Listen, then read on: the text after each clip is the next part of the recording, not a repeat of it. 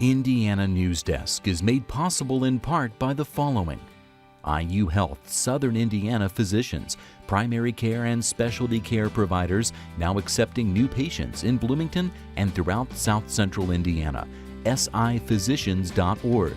The IU School of Education, preparing teachers, scholars, and administrators to improve teaching and learning in Indiana and around the world. More at education.indiana.edu. And by WTIU members. Thank you. Coming up on Indiana Newsdesk. Is Indiana declaring a war on drugs similar to what President Richard Nixon did in the 1970s? But what we are actually doing now is we're coming out and saying, if you're a drug dealer, you're going to be targeted by the Indiana State Police to be put under arrest, because what we call it is dealing death. And that's exactly what it is. Ahead, the debate about whether to arrest people who use drugs or work to get them into treatment. The state school chief wants to lower the required age for Hoosier kids to start school from 7 to 6. But will the idea gain any traction at the statehouse? Multiple states, including Indiana, claim Abe Lincoln as one of their own. The 14 years that he spent in Indiana, you can say Lincoln boyhood home, but what does that mean? Coming up, Lincoln's Indiana roots. Those stories plus the latest news headlines right now on Indiana Newsdesk.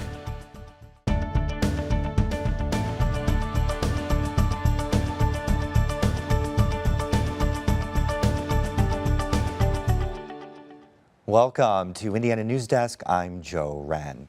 The mission of new police task forces across the state is simple: arrest a drug dealer a day.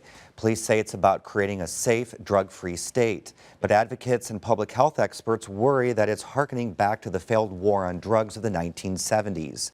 Reporter Lindsay Wright joins us now with more. Thanks, Joe.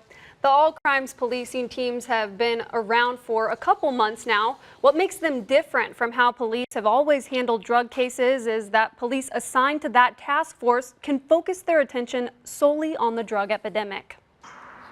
Indiana is in the midst of a drug epidemic, with more people dying from overdoses than in car crashes. It is a very difficult issue for several reasons. For one reason is obviously there is the great divide of those who thinks it is an illness, who think that it is an illness, and the others that thinks that it is a choice. That is not for the police to decide. Okay, that is for the doctors, the legislatures. That is for those folks to decide. We just do our job as an enforcement arm. The all-crimes policing teams give officers more resources to do that. Indiana State Police officers have broad job descriptions and a range of responsibilities. The work of the policing teams is more focused. They're going to go after drug dealers every single day they work. That's all they have to worry about. That is their mission, is to arrest drug dealers.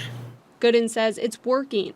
Last week, state police announced 20 major drug arrests in southern Indiana. Gooden calls it the tip of the iceberg, but he says it illustrates how serious police are about solving the drug problem. We can show you instances, that we think are major wins in the war on drugs. And as always with a war, there's never just one battle. If we can just fight these little battles and we can win these little battles, it's going to lead us, to win the big war. In addition to dealers, the policing strategy also applies to users. We're wanting to work some of these overdose cases where people do survive, where they're having Narcan used to help them survive. That's a red flag for Indiana Recovery Alliance Director Chris Abert. Abert points to research that shows criminalization of drug users doesn't work and instead exacerbates the problem. Oftentimes, policies such as this end up pushing people who are using drugs further into the criminal system. Sergeant Gooden says arresting users is about getting them help. He says every Hoosier deserves to live in a drug-free environment. So, Lindsay, anyone who has drugs in their system can get arrested because it's considered possession, but advocates are outraged about this. Yeah, they say that we can't arrest our way out of this problem, but, arresting people who overdose and filing charges on those people, that's nothing new to police. So that's not a new part of this task force. And police say technically it's a crime and they're just doing their jobs trying to keep everyone safe. So is this policing strategy in line with the governor's strategic plan on this? Because I remember he talked about this in the State of the State address. Yeah, he signed House Bill 1406, which strengthens the penalties on drug dealers. He's also behind establishing more drug treatment centers in Indiana. The state is adding 5 new opioid treatment facilities, and one of those will be in Monroe County. Thanks, Lindsay. Now for headlines, we go over to Barbara Brozier, who has the latest on this week's top stories. Thanks, Joe. State lawmakers are discussing whether to change a 2011 law that prohibits young people brought into the country illegally from accessing in-state tuition at public colleges. A legislative study committee began delving into the issue this week, and only advocates for altering the law spoke at the 2-hour meeting. Indiana is one of only 3 states in the country that specifically makes immigrant students who cannot prove state residency or who don't qualify for a federal program pay the more expensive out-of-state tuition rate.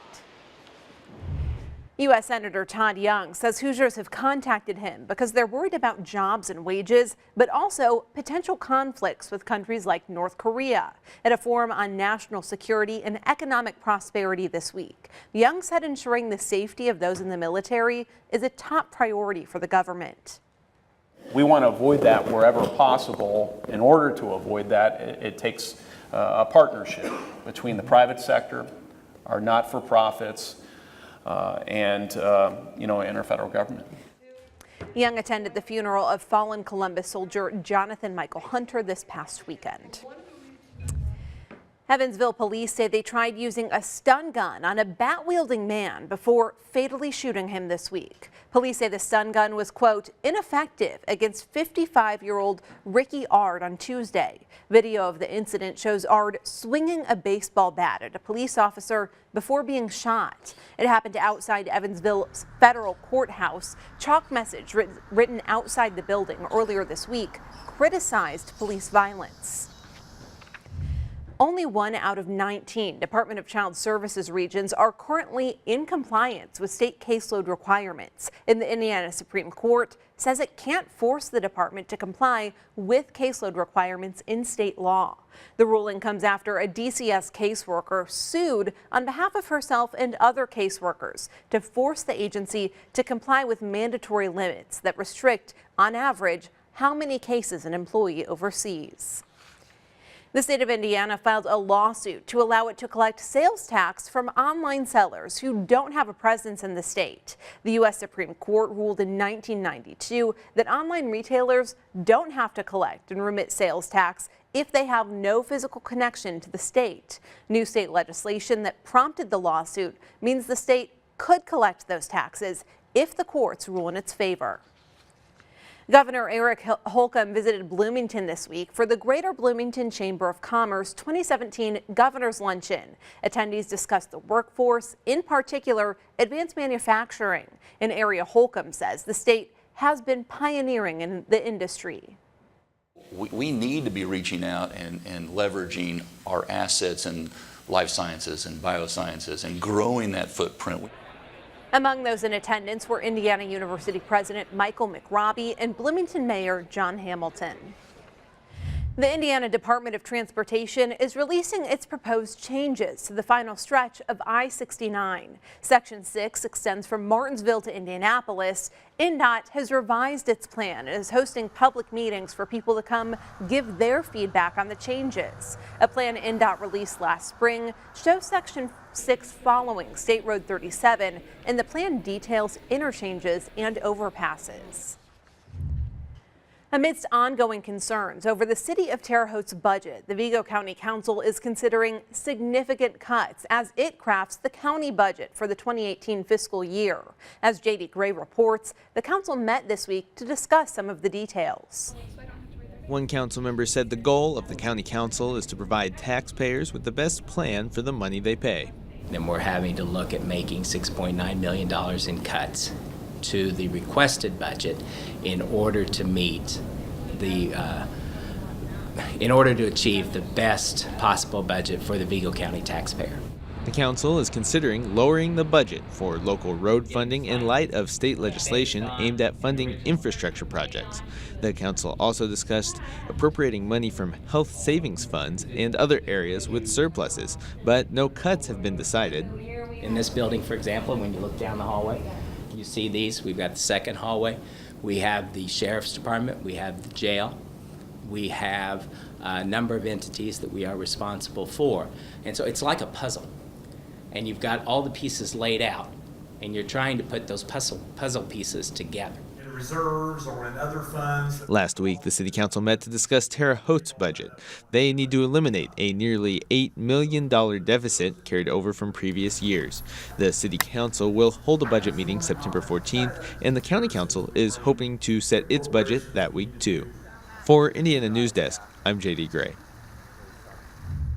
Agriculture experts and state regulators are telling lawmakers how best to manage large animal feeding operations. In a meeting on Tuesday, committee members heard an overview of the state's concentrated animal feeding operations, known as CAFOs. CAFO legislation expert Carolyn Orr told legislators big farm operators aren't necessarily bad ones. Surface waters and odors and flies and animal health wasn't any better when everyone had 20 sows and 15 cows in their backyard. A bill to streamline the permitting process for CAFOs died in the Senate this year. Senate President David Long said it was bad legislation. The committee will hear public testimony at its second and possibly third meetings.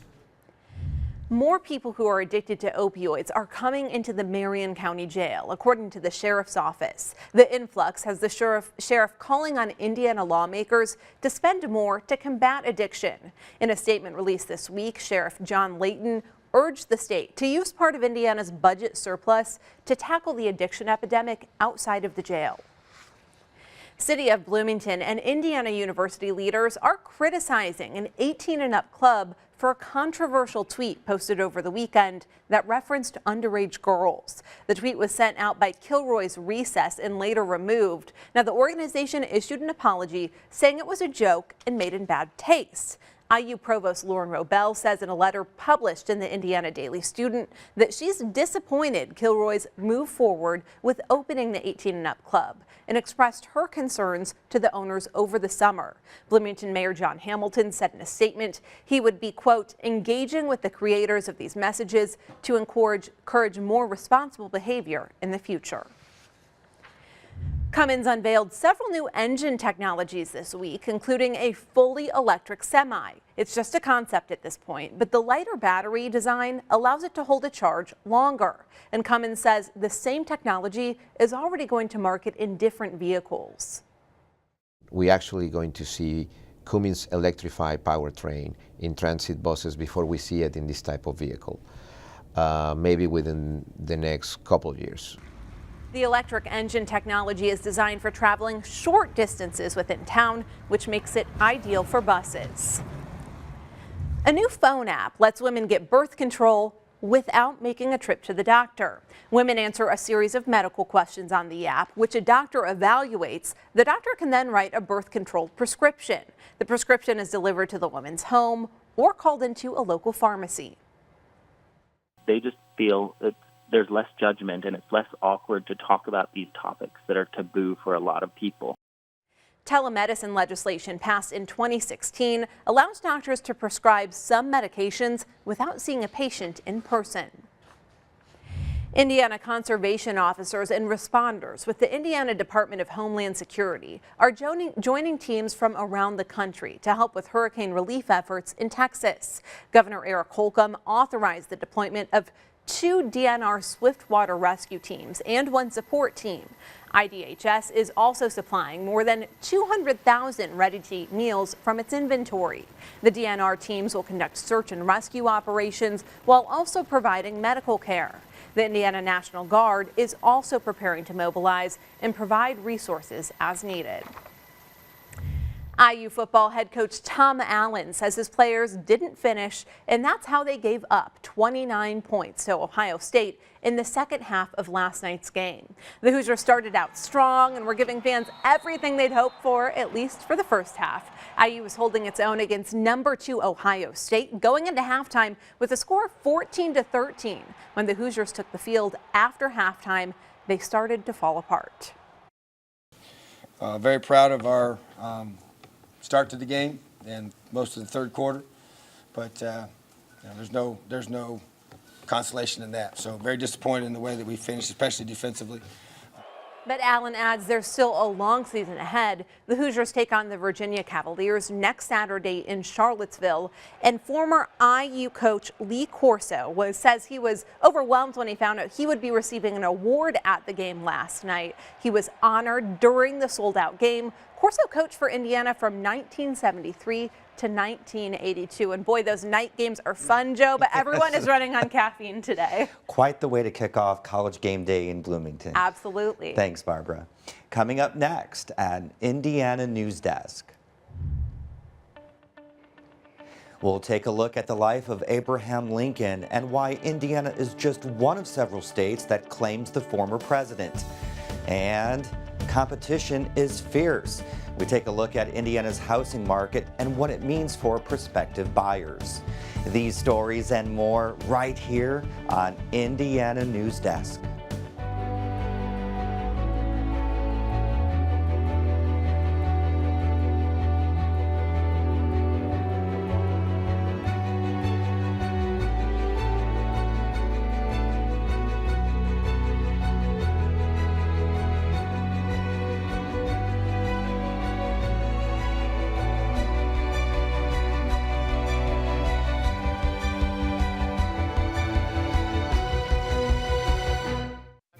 $10,000.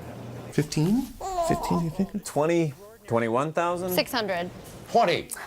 18.5. 24. It's at least 40. Look at it. 4,500,000. 650. 20. 650. This textile would be worth about $500,000. $500,000? No way. I knew it. It's just a blanket. Laying on the back of a chair. Well, sir, you have a national treasure. Wow. A national treasure. Congratulations. I can't believe this.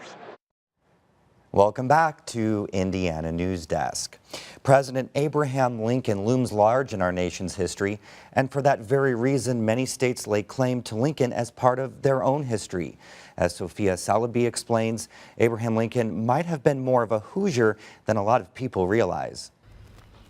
I'm at the Lincoln Boyhood National Memorial in Spencer County, Indiana, a park that commemorates our 16th president's time growing up in the Hoosier State from ages 7 to 21. A log cabin, a smokehouse, and a living farm can all be found at the National Memorial, all in an effort to recreate the kind of life our 16th president lived for 14 years of his life. This is an area where we talk about the pioneer life of Abraham Lincoln, his early years in Indiana. Abraham Lincoln's family moved here to Spencer County in 1816, just as Indiana was becoming a state. Indiana State Museum curator Dale Ogden says Lincoln's story is like many pioneers of the time, who regularly packed up their belongings and moved just to survive. It was a difficult life trying to eke out a living on the frontier, and Indiana was the American frontier during the time that the Lincolns lived in the state. But Lincoln's Indiana heritage isn't always discussed as a big part of the president's life. While Kentucky is known as the birthplace of Lincoln and Illinois calls itself the land of Lincoln, Indiana chose the moniker Lincoln's boyhood home, a name that isn't always clear. The 14 years that he spent in Indiana, you can say Lincoln boyhood home, but what does that mean? Does it mean he lived here for 2 years? Does it mean he lived here for 20 years? Did he come when he was 2? Did he come when he was 15? To add to the confusion, not a lot remains to link Abraham Lincoln to his time in Indiana. On the frontier, pioneers like the Lincolns would have used tools until they were no longer usable, or even refashioned them into something else. What is left is few and far between, like several cabinets built by Abraham's father Thomas and a bench mallet that once belonged to the president. He just repositioned the handle, cut the handle down, repositioned it, and put it into the groove, and made a mallet out of it for driving pegs, which is essentially what he did for his father, who was a master carpenter. Megan Fernandez grew up in southern Indiana and is one of Lincoln's closest living relatives. Her great-great-great-great-great-grandfather was Josiah Lincoln, uncle to Abraham, making the president her first cousin 7 times removed. We knew, and my mom's family is named Lincoln, so I had a Grandma Lincoln, and that was the name of my cousins and my uncles, so there was always very present, but it wasn't something we talked about very much. Sometimes it's hard for her to feel connected to her distant relative because of a lack of documentation about the time period. But Fernandez remembers one moment when she visited the Abraham Lincoln Presidential Museum in Springfield, Illinois, and saw a statue of Lincoln. She saw her family's features in his face. This isn't just like that I have a connection to this person. He's one of my family members. He's not, to me, primarily a president of the United States. He's my cousin right here. Getting people to see Lincoln as a real person rather than a figure in our country's history is all a part of Cap's job at the National Memorial. He thinks more efforts to educate the public about Lincoln's life in Indiana will help people embrace him as part of the state's history. What we try to do here is get people to think of him in different terms, personalize him a little bit, think of him as a young boy, and to learn about these experiences that he was having and to help them kind of understand how those experiences shaped him. For Indiana Newsdesk, I'm Sophia Salaby. Indiana Superintendent of Public Instruction wants to lower the age at which children must start attending school. But as Barbara Brozier reports, similar proposals have failed to gain traction with legislators in the past. Indiana is just one of 16 states where children aren't required to go to school until they're 7, the age most students are in 2nd grade. State Superintendent Jennifer McCormick wants to change that and plans to push for a bill during the upcoming legislative session that lowers the compulsory school age to 6. She says doing so would benefit the same kids the state is trying to help with its On My Way pre-K program. So those are the very kids that we're trying to target for pre-K that we would like to see that continuation through kindergarten. It's not an idea that's been popular among members of McCormick's party. Republicans haven't supported the change in the past, in part because they say it wouldn't have much impact. They say most Hoosier children already get some sort of formal schooling before they turn 7. The data available on kindergarten attendance in Indiana is mixed. An Education Week report says more than a quarter of eligible Hoosier children did not enroll in kindergarten in 2013. But state data for the same year claims only 1% of children didn't attend. Democrat Greg Taylor proposed a bill in 2015 that would have lowered the compulsory school age to 5.